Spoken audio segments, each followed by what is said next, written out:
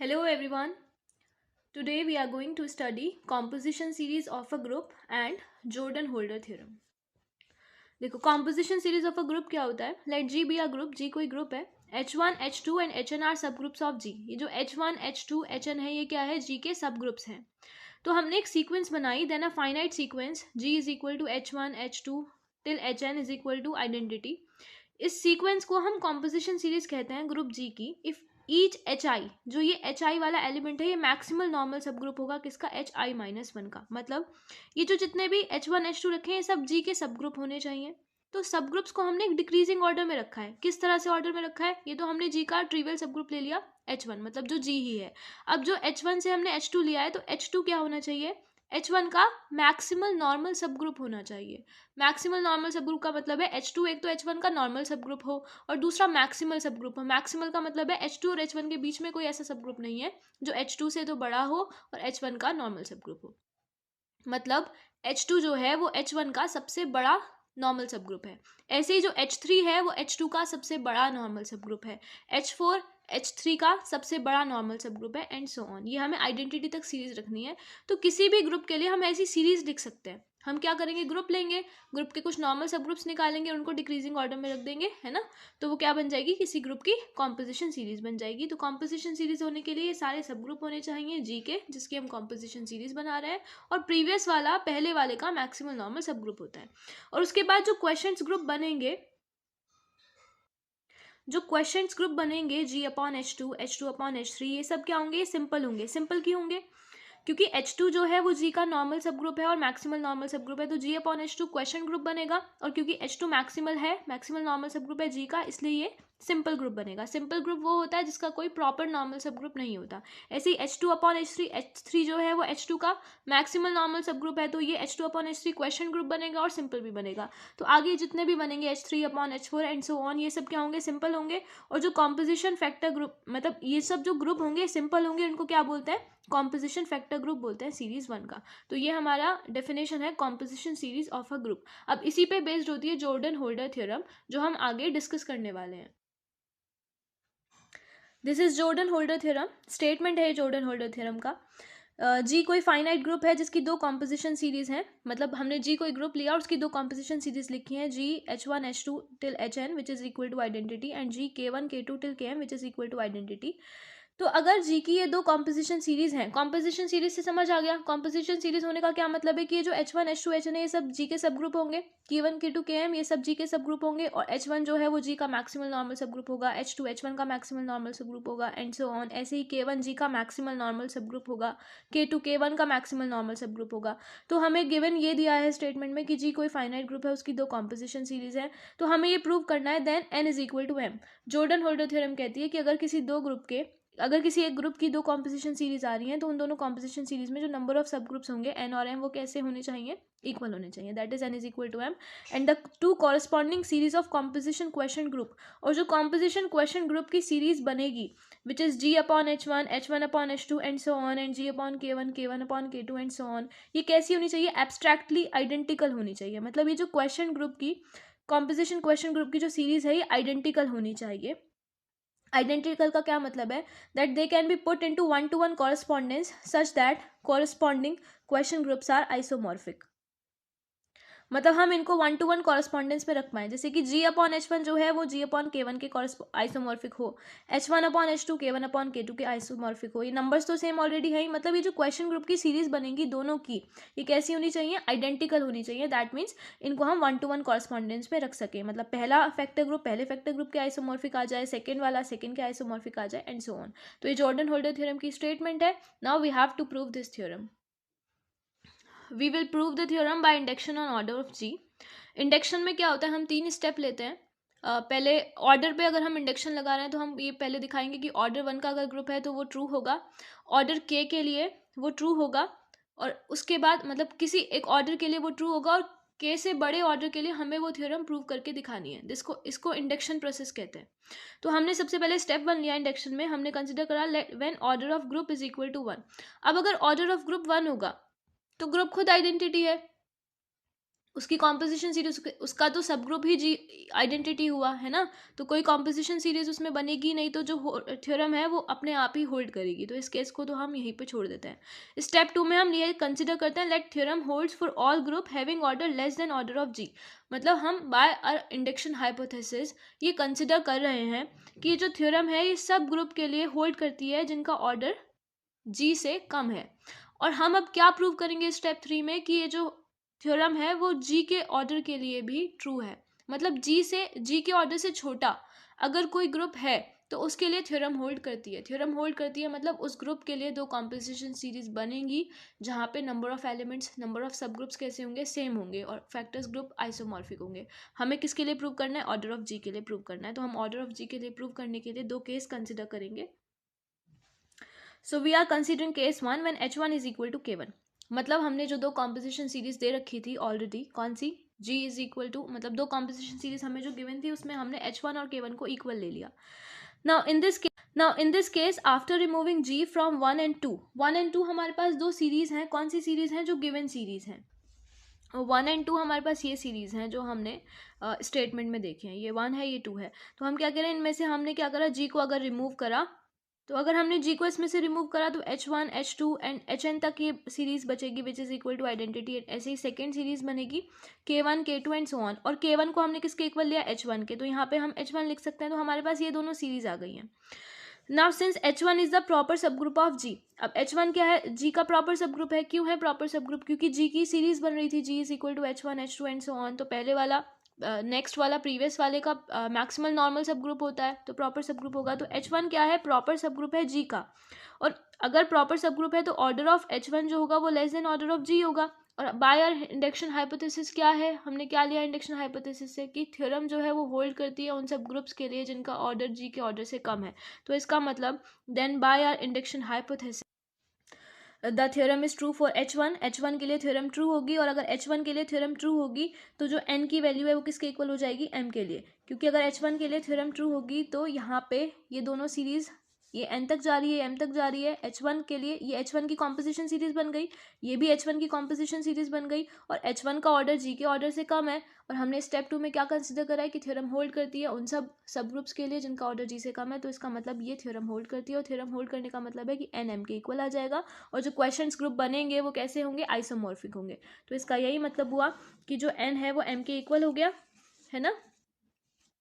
और जो corresponding questions group बने हैं H1 upon H2, H2 upon H3 and so on, ऐसे H1 upon K2, K2 upon K3 and so on, ये कैसे हो गए? एब्स्ट्रैक्टली आइडेंटिकल हो गए। इसका मतलब हमने केस 1 में जब दोनों को H1 को और K1 को इक्वल लिया तो हमने थ्योरम को प्रूव कर दिया अपने इंडक्शन हाइपोथेसिस से। Now we are left to show that theorem holds when H1 is not equal to K1। जब H1 K1 के इक्वल नहीं होगा तब भी थ्योरम होल्ड करेगी, ये हमें नेक्स्ट दिखाना है।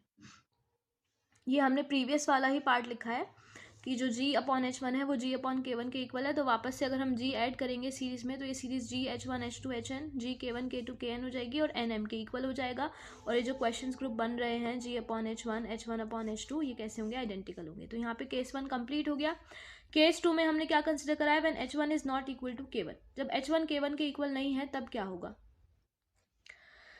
Now by third law of isomorphism, हम इसमें third law of isomorphism use कर रहे हैं। थर्ड लॉ ऑफ आइसोमॉर्फिज्म क्या होता है? If H is a sub group of G, H कोई सब ग्रुप है किसी ग्रुप G का, और N जो है वो नॉर्मल सब ग्रुप है G का, तो थर्ड लॉ ऑफ आइसोमॉर्फिज्म से हम लिख सकते हैं Hn upon N is isomorphic to H upon H intersection N। इसमें हमें ये याद रखना है कि जो H था वो सिर्फ सब ग्रुप था और जो N था वो नॉर्मल सब ग्रुप था। तो नॉर्मल सब ग्रुप को हमने नीचे लिया है। तो हमारे केस में क्या है कि H1 और K1 जो है दोनों ही नॉर्मल सब ग्रुप हैं G के, है ना। क्योंकि सीरीज क्या बन रही थी? सीरीज इस तरह से बन रही थी G H1 and so on, G K1 and so on. तो ये जो K1 होता है प्रीवियस वाले का मैक्सिमम नॉर्मल सब ग्रुप होता है, H1 G का मैक्सिमल नॉर्मल सब ग्रुप है। तो जब ये दोनों सीरीज G जो H1 है वो G का नॉर्मल सब ग्रुप है, K1 G का नॉर्मल सब ग्रुप है, तो हम H और N को, मतलब H को भी यूज़ कर सकते हैं इस थ्योरम में, डिनोमिनेटर में K को भी यूज़ कर सकते हैं। तो हमने इसी फैक्ट से ये दो स्टेटमेंट लिखी हैं कि H1 K1 upon K1 isomorphic होगा H1 upon H1 intersection K1 के, because K1 is a normal sub group of G and H1 is a sub group of G। इसी तरह से हम ये भी लिख सकते हैं H1 K1 upon H1 is isomorphic to K1 upon H1 intersection K1। H1 को नॉर्मल सब ग्रुप कंसिडर करते हुए और K1 को सब ग्रुप कंसिडर करते हुए, क्योंकि नॉर्मल सब ग्रुप तो होता ही है। तो हमारे पास ये दोनों स्टेटमेंट आ गई थर्ड लॉ ऑफ आइसोमॉर्फिज्म से। ठीक है, यही हमने यहाँ पे लिख दिया, since H1 K1 is a normal sub group of, now H1 K1 is a normal sub group of G। H1 K1 क्या है? नॉर्मल सब ग्रुप है G का, विच कंटेन्स H1। जो H1 K1 है वो G का normal sub group है जो H1 को कंटेन करता है। H1 को क्यों कंटेन करता है? क्योंकि H1 K1 में ऑलरेडी H1 होगा, और H1 क्या है? मैक्सिमल नॉर्मल सब ग्रुप है G का। H1 already maximal normal sub group G का है। अगर H1 G का मैक्सिमल नॉर्मल सब ग्रुप है तो G और H1 के बीच में, H1 जो है वो नॉर्मल सब ग्रुप है, maximal normal sub group G का, तो G और H1 के बीच में और कोई सब ग्रुप नहीं आ सकता, नहीं आ सकता ना, जो H1 को कंटेन करे। मतलब H1 से बड़ा और G से छोटा और कोई प्रॉपर नॉर्मल सब ग्रुप नहीं हो सकता। और यहाँ पे हम कह रहे हैं कि H1 K1 जो है वो नॉर्मल सब ग्रुप है जो H1 को कंटेन करता है। इसका मतलब H1 K1 जो है वो H1 से तो बड़ा ही होगा, और H1 K1 H1 से बड़ा हो नहीं सकता। तो इससे क्या कंक्लूजन निकलता है कि जो H1 K1 होगा वो किसके इक्वल होगा? G के इक्वल होगा। अब अगर H1 K1 G के इक्वल होगा तो ऊपर वाली स्टेटमेंट में यहाँ पे H1 K1 के प्लेस पे और यहाँ पे H1 K1 के प्लेस पे हम G रिप्लेस कर देंगे और हमारे पास दो स्टेटमेंट आ जाएगी। G upon K1 is isomorphic to H1 upon D and G upon K1 is isomorphic to H1 upon D and G upon H1 is isomorphic to K1 upon D। D हमने H1 intersection K1 को notation दे दी है ना। H1 intersection K1 लिखने की जगह हमने क्या लिख दिया है? जस्ट D लिख दिया है। तो हमारे पास ये दो स्टेटमेंट आ गई हैं। G अपॉन K1 आइसोमॉर्फिक है H1 अपॉन D के, G अपॉन H1 आइसोमॉर्फिक है K1 अपॉन D के। अभी देखो H1 क्या था? मैक्सिमल सब ग्रुप था G का, तो अगर H1 मैक्सिमल है G में तो G अपॉन H1 सिंपल होगा।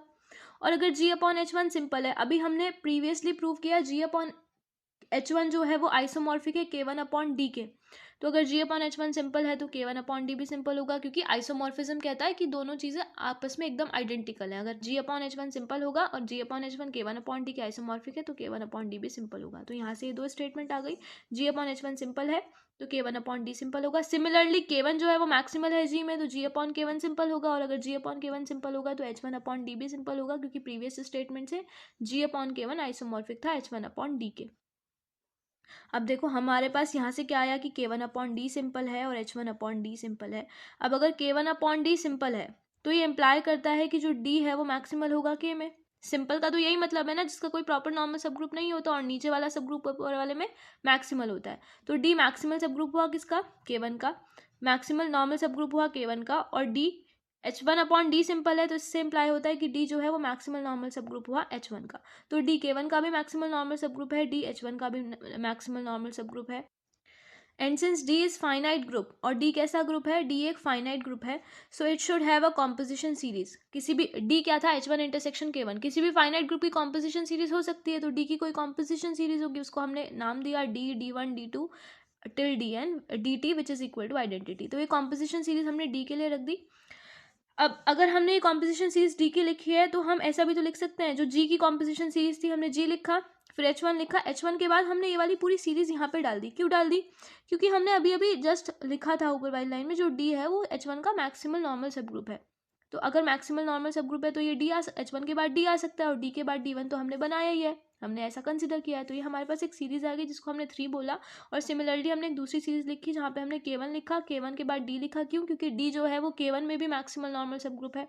तो ये हमारे पास दूसरी सीरीज आ गई जिसको हमने 4 लिखा। तो ये दो कॉम्पोजिशन सीरीज हो गई किसकी? G की। अब इन दोनों कॉम्पोजिशन सीरीज के कॉरस्पॉन्डिंग हम क्वेश्चन ग्रुप लिख रहे हैं। हमें क्या प्रूव करना है? हमें यही तो प्रूव करना है कि जो G है उसकी जो दो कॉम्पोजिशन सीरीज बन रही हैं उसमें नंबर ऑफ एलिमेंट्स कैसे होने चाहिए? सेम। तो हमने क्या करा कि H1 को K1 के नॉट इक्वल लिया, थर्ड लॉ ऑफ आइसोमॉर्फिज्म लगाया, वहाँ से एक आइसोमॉर्फिज्म दिखाई H1 G अपॉन K1 का H1 अपॉन D से और G अपॉन H1 का K1 अपॉन D से। ऐसा करने के बाद हमने यहाँ पे दो D जो H1 अपॉन K1 था उसकी कॉम्पोजिशन सीरीज लिखी और उसको D में ऐड कर दिया, G में ऐड कर दिया, G की कॉम्पोजिशन सीरीज में। अब अगर ये G की कॉम्पोजिशन सीरीज, दो डिफरेंट कॉम्पोजिशन सीरीज आ गई G की हमारे पास, इनके हम कॉरस्पॉन्डिंग क्वेश्चन ग्रुप लिख रहे हैं। तो जो इनके कॉरस्पॉन्डिंग क्वेश्चन ग्रुप होंगे वो कैसे होंगे? वो ये होंगे G upon H1, H1 upon D, D T minus one upon D T, ये हमने फिफ्थ इक्वेशन बोली, और ऐसे ही जी upon K one upon D so on and D T minus one upon D हमारी सिक्स हो गई। अब ये जो कॉरेस्पॉन्डिंग क्वेश्चन ग्रुप निकल रहे हैं ये भी आइडेंटिकल है। क्यों है आइडेंटिकल? क्योंकि देखो ये जो डी अपॉन डी वन है तो डी अपॉन डी वन के आइसोमॉर्फिक होगा ही, यहाँ पे D one upon D two आएगा, यहाँ पे भी D one upon D two आएगा, ये सब तो आइसोमॉर्फिक हैं। और यहाँ पे ये वाला इसके आइसोमॉर्फिक है, ये इसके आइसोमॉर्फिक है, ये हमने अभी प्रीवियस स्लाइड में दिखाया था आइसोमॉर्फिज्म की प्रॉपर्टी से, जहाँ पे हमने इसमें ये दिखाया था लास्ट स्लाइड में यहाँ पे कि जी अपॉन के वन आइसोमॉर्फिक आ रहा है एच वन अपॉन डी के, और जी अपॉन एच वन आइसोमॉर्फिक आ रहा है के वन अपॉन डी के। ठीक है, तो ये जो दो सीरीज आ रही है 5 6 में, ये इक्वल है नंबर में, क्योंकि टी तक जा रही है, ये भी टी तक है, ये भी टी तक है, मतलब D1 से स्टार्ट होकर dt तक जा रहा है और 2 नंबर पहले हैं। ऐसे ये D1 से स्टार्ट होकर dt तक जा रहा है और 2 टर्म्स इसमें पहले हैं, और ये सारे आइडेंटिकल हैं क्योंकि g अपॉन एच वन के वन अपॉन डी के आइसोमॉर्फिक हमने दिखाया हुआ है, H one upon D G upon K one के आइसोमॉर्फिक दिखाया हुआ है, और बाकी आगे वाले आपस में आइसोमॉर्फिक हैं ही, है ना। So and D upon D one is isomorphic to D upon D one and so on, ये सब आइसोमॉर्फिक हैं। तो जो अभी 1 और 3 कॉम्पोजिशन सीरीज थी जी की, जिनमें H1 था सेकेंड प्लेस पे, है ना, 1 और 3 सबसे पहले वाली जो क्वेश्चन में दो हमने कॉम्पोजिशन सीरीज ली थी, उनमें H1 जो है वो सेकेंड प्लेस पे था,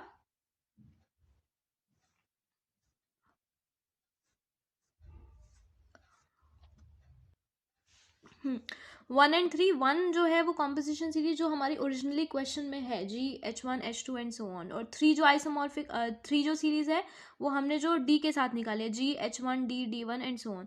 ये दो कॉम्पोजिशन सीरीज है जी की, जिनमें H1 कॉमन है ना, H1 सेकेंड प्लेस पे है। और अगर H1 सेकेंड प्लेस पे है तो हमने केस 1 से क्या कहा था कि अगर H1 दोनों में सेम प्लेस पे आ रहा है तो थ्योरम होल्ड करेगी। केस 1 में हमने यही प्रूव करा था, when H1 is equal to K1 then theorem holds. तो n की वैल्यू किसके इक्वल हो गई? टी के, है ना।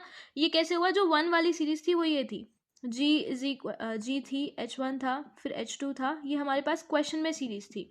और एक हमने दूसरी सीरीज बनाई थी, जी H1 D1 H1 D D1, है ना, ये थर्ड सीरीज थी। तो ये डी टी तक जा रही थी, ये एच एन तक जा रही थी। और यहाँ पे क्या है, इसमें जी के बाद H1 आ रहा है, इसमें भी जी के बाद H1 आ रहा है। तो इन दोनों सीरीज पे हमने केस 2 लगाया है, और केस 2 लगा के हम कह रहे हैं कि जो एन है वो किसके इक्वल होगा? टी के बाय केस 2, क्योंकि H1 कॉमन है। तो यहाँ से एन टी के इक्वल आ गया, और जो कॉरस्पॉन्डिंग क्वेश्चन ग्रुप बनेंगे वो भी क्या होंगे? आइसोमॉर्फिक। सिमिलरली हम कह रहे हैं 2 और 4 से, जो 2 और 4 कॉम्पोजिशन सीरीज है। अब 2 वाली कौन सी है? जो ओरिजिनली क्वेश्चन में थी, G comma K1 and then K2 till Km तक। और दूसरी 4 वाली कॉम्पोजिशन सीरीज क्या है? जो हमने K1 से बनाई है, फिर उसके बाद D लिखा है, फिर D1 लिखा है एंड सो ऑन, ये जा रहा है DT तक। तो इसमें K1 क्या है? कॉमन एलिमेंट है G के बाद, और केस 1 से हमने कहा कि अगर दो सीरीज में सेकेंड एलिमेंट सेम होगा तो वो थ्योरम होल्ड करेगी। तो यहाँ पे क्या होगा? सेकेंड और 4 से M और T आपस में कैसे होगा? इक्वल। तो केस 1 से N T के इक्वल हो गया और M भी T के इक्वल हो गया। जब N भी T के इक्वल है, M भी T के इक्वल है, और कॉरस्पॉन्डिंग ग्रुप्स भी आपस में कोफिशिएंट है, तो N T के इक्वल है, M T के इक्वल है, तो N किसके इक्वल हो जाएगा? M के। Hence question groups are equal in number and are isomorphic and N is equal to M। यही हमें प्रूव करना था, ये हमने थ्योरम यहाँ पे क्या करी है? प्रूव कर दिया। तो हमने थ्योरम में एक क्या करा है, क्वाइट क्विक रिकैप ले लेते हैं। हमें थ्योरम में दो सीरीज को आइडेंटिकल दिखाना था, उनके क्वेश्चंस ग्रुप को, और नंबर्स इक्वल दिखाने थे। हमने इंडक्शन हाइपोथेसिस लगाया है, और उसके लिए हमने पहले इंडक्शन हाइपोथेसिस में ऑर्डर ऑफ जी से छोटा जो भी ग्रुप सब ग्रुप होगा उसके लिए थ्योरम को होल्ड रखा है। फिर केस 1 में हमने सेकंड वाला जो सब ग्रुप है H1 और K1 उसको इक्वल लेके सॉल्व करा है। सेकंड केस में हमने H1 not equal to K1 consider करा है, पहले थर्ड लॉ ऑफ आइसोमॉर्फिज्म लगाया, वहाँ से एक आइसोमॉर्फिज्म के रिलेशन दिखाया है, और उससे हमने एक जो H1 इंटरसेक्शन K1 था उसको D लेके उसकी एक कॉम्पोजिशन सीरीज लिखी है, D D1 D2 and so on. उस D D1 D2 composition series को हमने G में ऐड कर दिया है, क्योंकि जो D है वो H1 का भी मैक्सिमल नॉर्मल सब ग्रुप है और K1 का भी। जब दो नई सीरीज आ गई 3 और 4, तो हमने 1 को 3 से कंपेयर कर दिया और 2 को 4 से कंपेयर कर दिया, और उससे हम क्या ले आए कि N जो है वो M के इक्वल है, और जो कॉरस्पॉन्डिंग क्वेश्चन ग्रुप बनेंगे वो भी कैसे बनेंगे? आइसोमॉर्फिक बनेंगे। तो ये हमारी जॉर्डन होल्डर थ्योरम थी। आई होप सबको अच्छे से समझ आई होगी। So thank you very much.